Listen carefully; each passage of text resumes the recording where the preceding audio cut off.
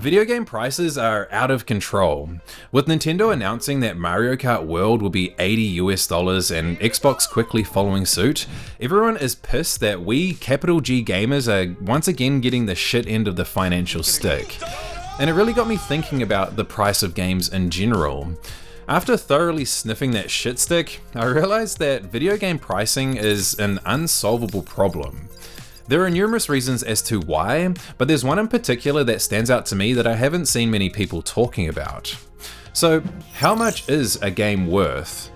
Well, let's explore the unsolvable problem of video game pricing and why it could actually be a good thing.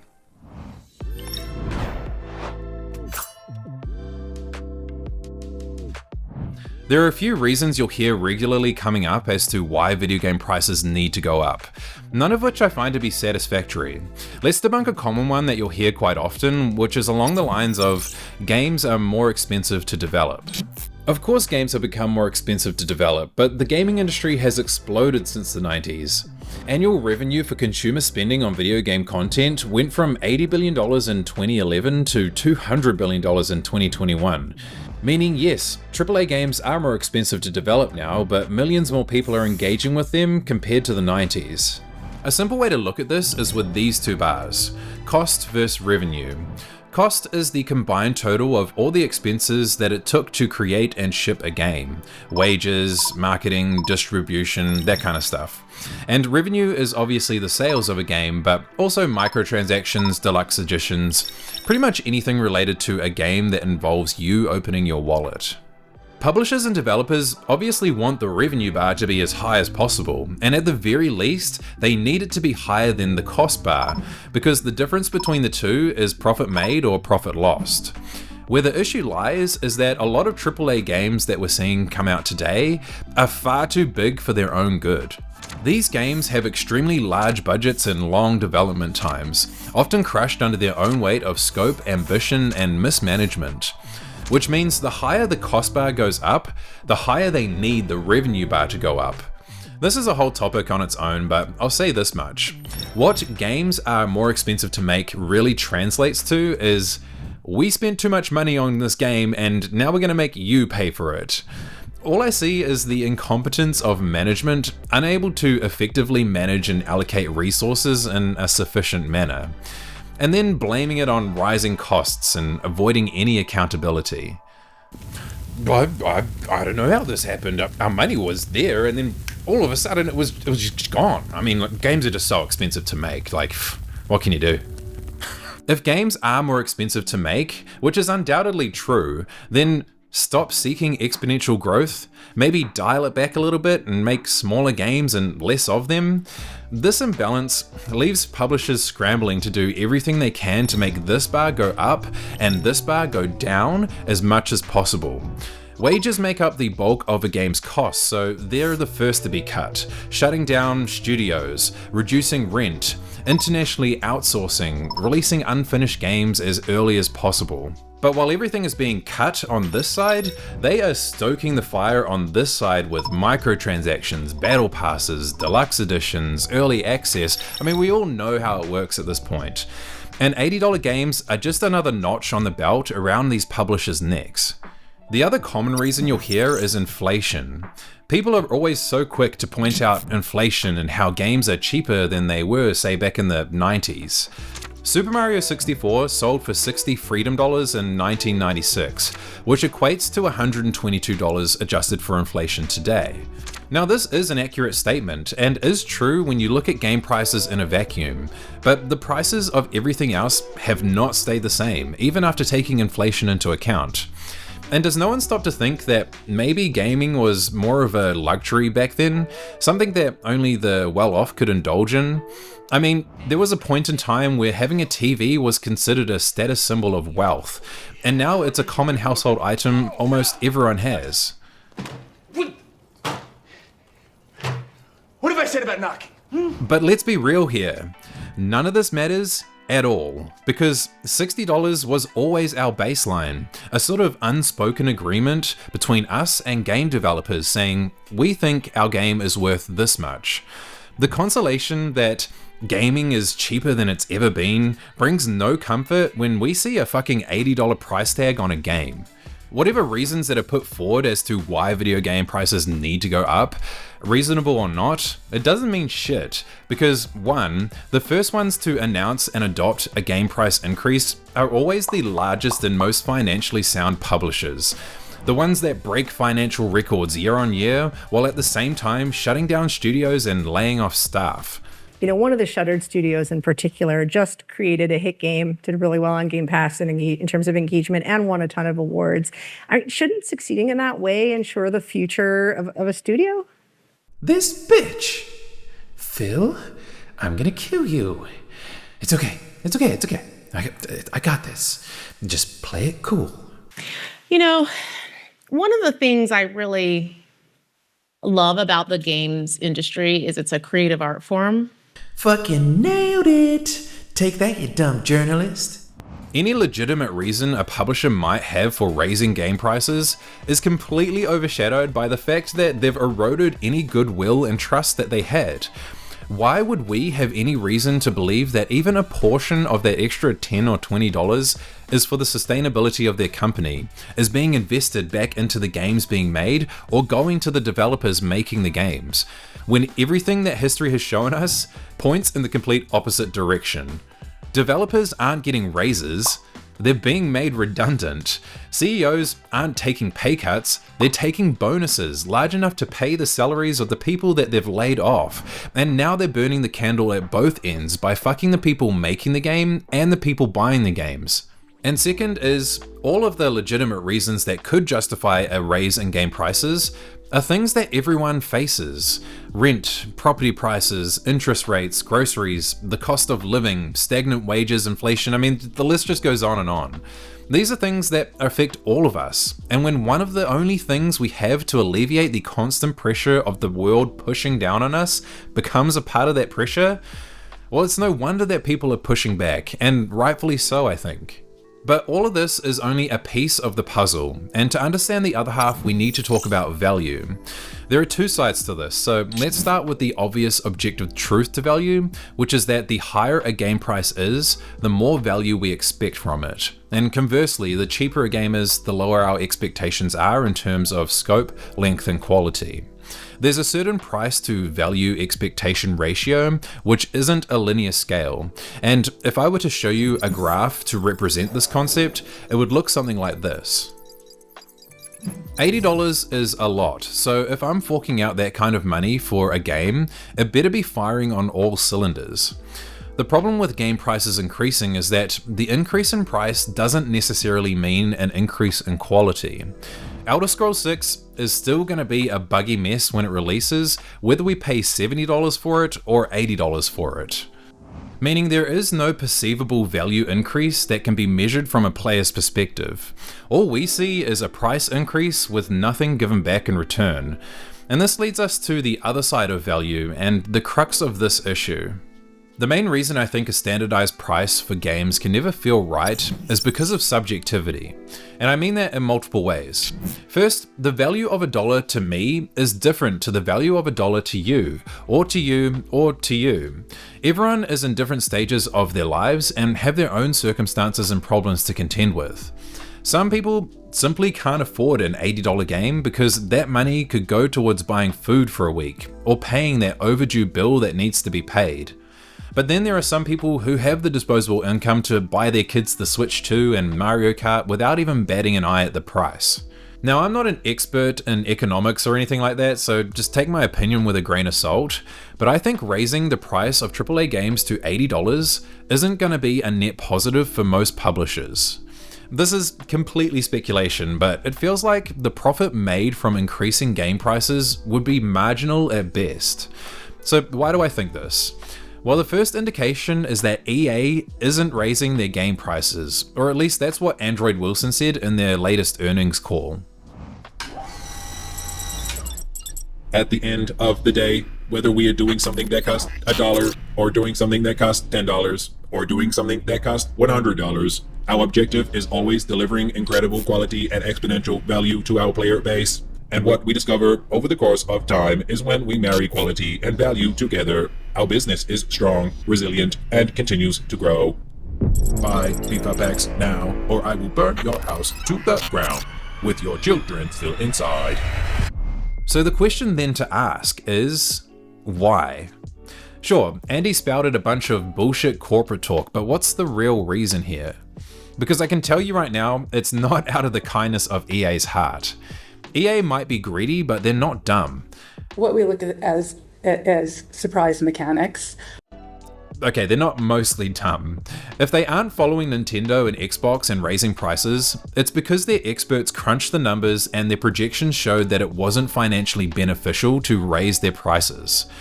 Now, it's important to note that every publisher is different. EA makes the majority of their revenue through microtransactions, namely Ultimate Team.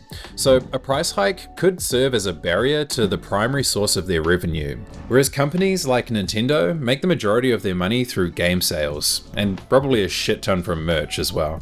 At the very least, they're letting Nintendo and Xbox be the guinea pigs so that they have more data to make that decision. The other reason I think this is because of something that I'm calling the pricing threshold.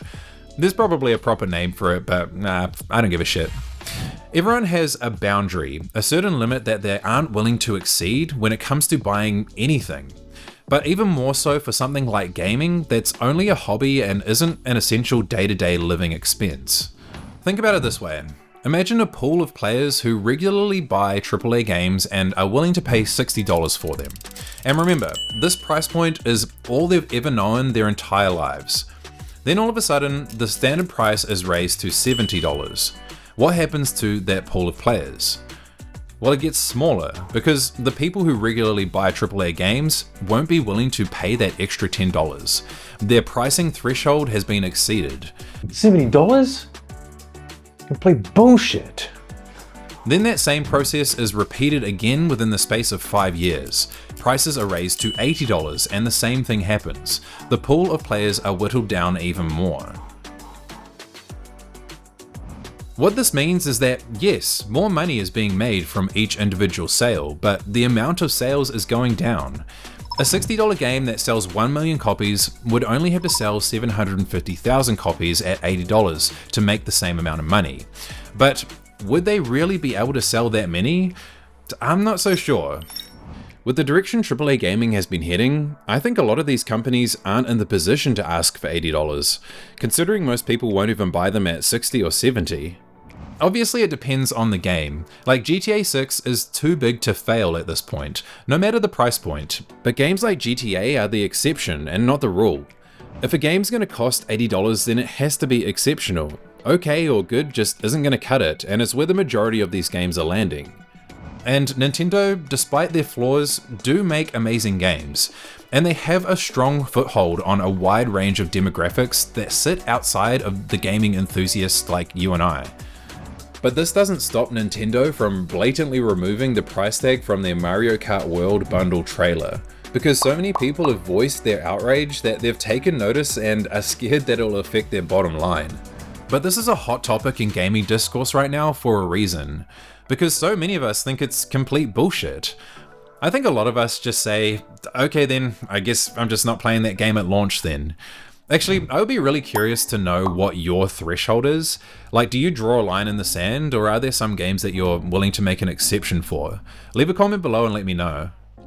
Now, me personally, if I see a game that's over $60, I just say to myself, I guess I'll just wait till it goes on sale 6 months from now. And I think a lot of people do the same. When I heard that Mario Kart would be $80, I just accepted the fact that I would never play that game, considering Nintendo games never go on sale. But I would make exceptions for certain games, which we'll talk about in a bit. Nevertheless, if everyone is waiting for games to go on sale, then raising the prices seems a bit redundant at that point.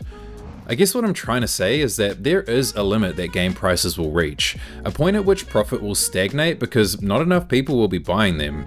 Whether that limit is $80 remains to be seen. Hold on, I just realized something. So my son just brought this for me. Hang on.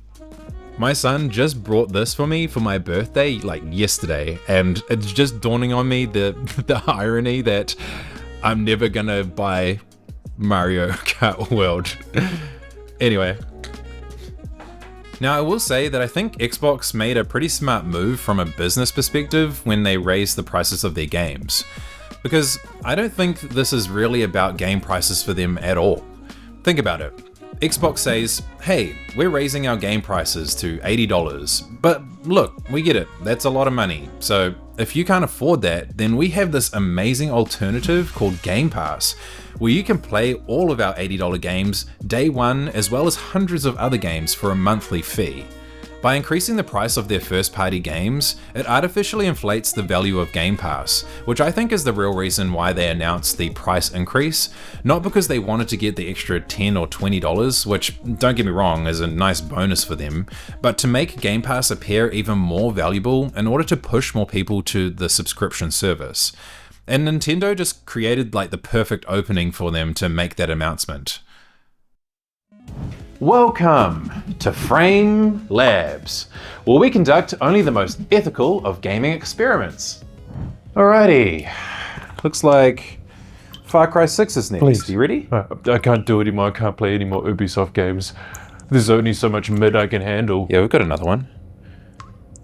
I'll get the gun. For today's experiment, I want you to imagine two games, Game A and Game B.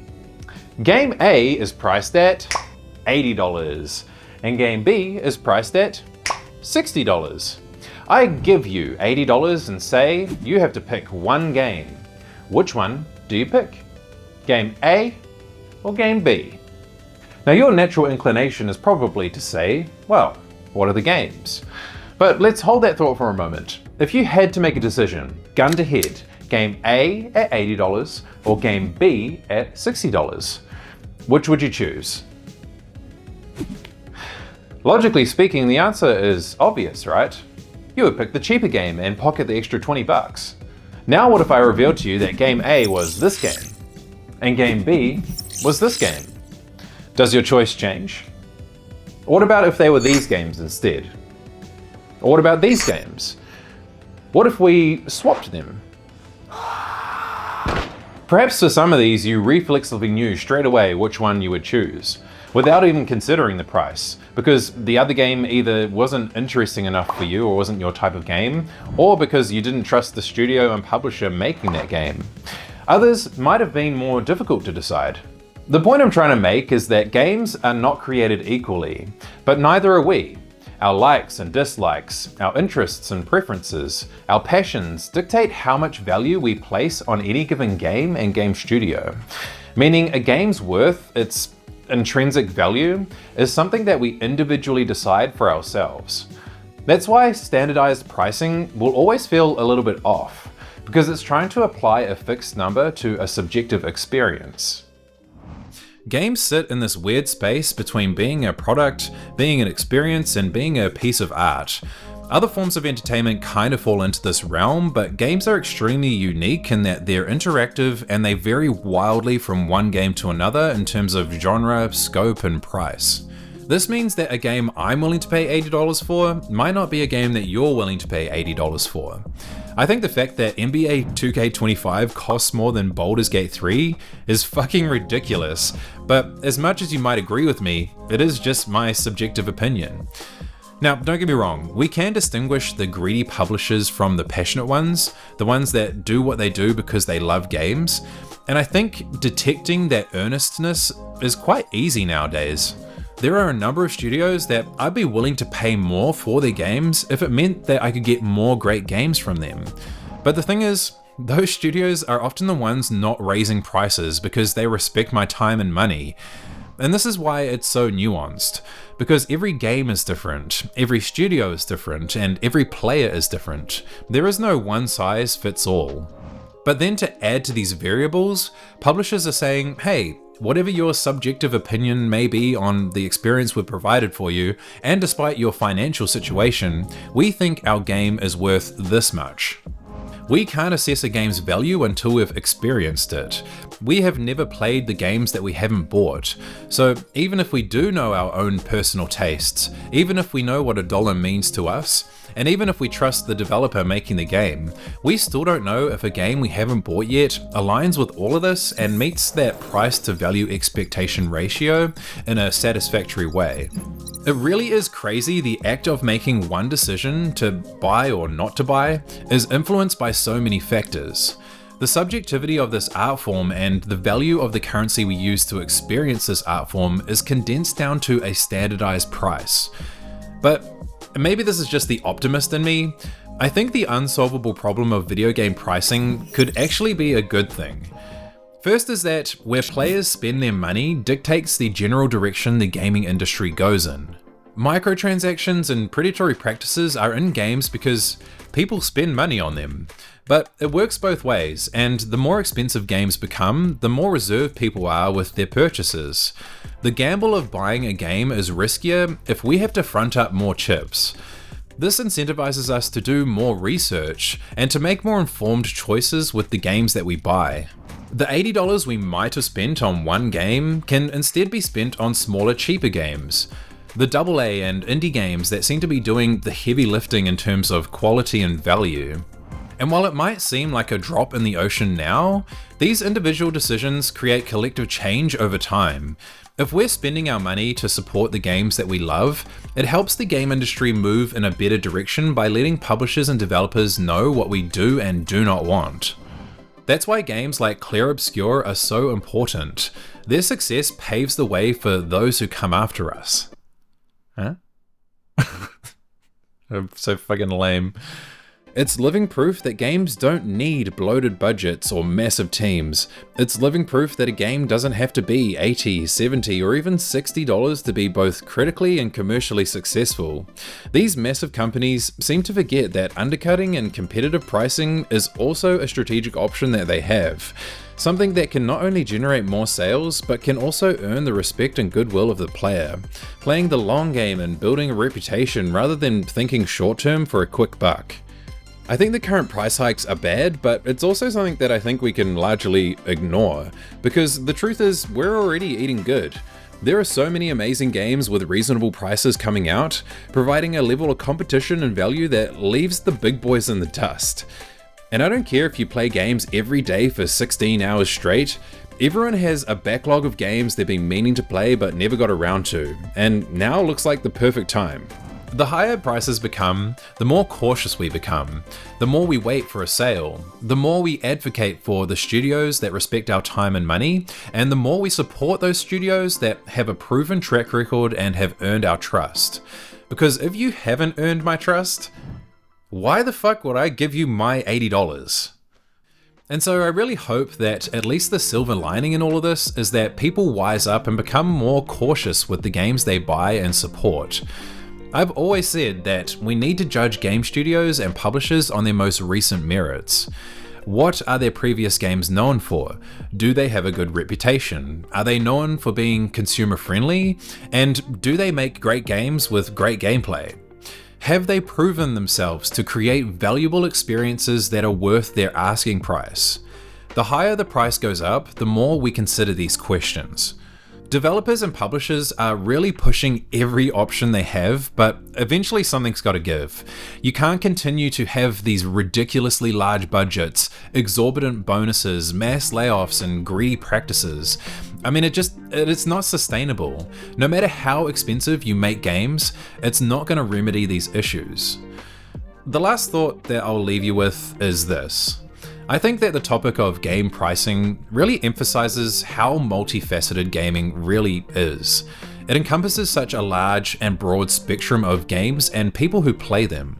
It attracts the passionate but also the greedy, and it's not something that you can boil down to one number that represents the value for every game.